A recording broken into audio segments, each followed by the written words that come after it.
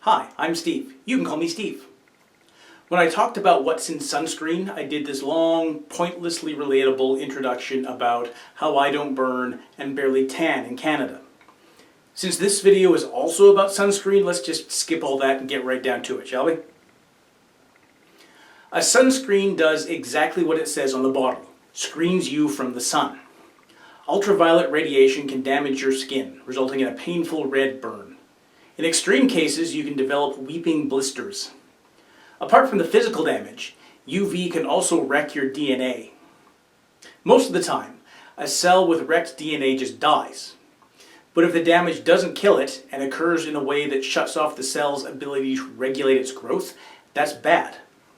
Cells with unregulated growth keep dividing and making new cells, which results in a growth called a tumor. That's how the sun gives you skin cancer. Skin cancer is obviously bad, and we would like to make it not happen. Most humans have a built-in protection called melanin, which is a dark pigment. The closer your ancestors lived to the equator, the more melanin you have and the darker your skin is.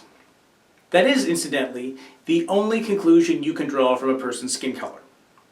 However, melanin isn't all that great at protection compared to the commercial products, having an SPF of 13 for darker individuals, while the best stuff on the shelf is in the range of 35 to 50. SPF, or sun protection factor, is a measure of how effective a layer of protection is. Broadly speaking, the number represents the fraction of incoming sunlight that makes it to your skin. For an SPF of 4, 1/4 makes it through. At SPF 20, 1/20th makes it through, and at 50, 1/50th makes it through.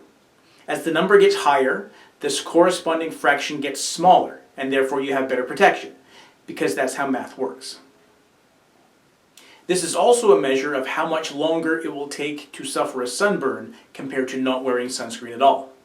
At SPF 30, it will take 30 times longer to burn. That's assuming you put it on properly and reapply it when you're supposed to, because it will usually wash off or otherwise lose its effectiveness long before that. Most sunscreens contain organic molecules that absorb UV light. Their structure allows them to use the energy of the UV photon to bump one of their electrons up to an excited state. That excitement is then lost through vibration. These molecules all have sticky out bits that can wiggle or flail around and disperse the absorbed energy in a way that won't cause harm. That's the idea anyway. It turns out that these excited states can cause trouble if they don't get de-excited quickly. They can steal electrons from other molecules or get sliced apart by really energetic photons. In either case, you're left with a molecule with an odd number of electrons, which is a radical. Those things are vicious. Some sunscreens also contain titanium dioxide, which isn't an organic molecule, but can absorb and scatter UV radiation. However, its excited state is really good at making radicals out of the other organic things around it, like the other ingredients of the sunscreen.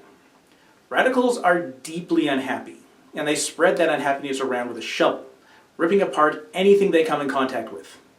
If it's other sunscreen molecules, they degrade the effectiveness of the sunscreen.